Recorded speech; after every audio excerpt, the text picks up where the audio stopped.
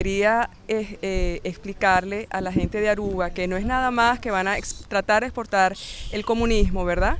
También sino que la gente de Venezuela van a salir, millones de venezolanos. Si esto se fragua, millones de venezolanos, además de los que ya estamos afuera, van a tratar de salir del país. Va a haber un éxodo tipo Siria. Eso no le conviene ni a Venezuela ni al mundo. Entonces es hora de tomar las medidas necesarias para evitar esta tragedia. Por otro lado, tengo que decir que la señora Tibisay Lucena dijo esta mañana que el 90 o 99% de los venezolanos habíamos ido a votar. Yo no sé en qué país vive esa señora, porque el 90% de los venezolanos le dijeron hoy no al fraude de la constituyente, no al fraude de la dictadura.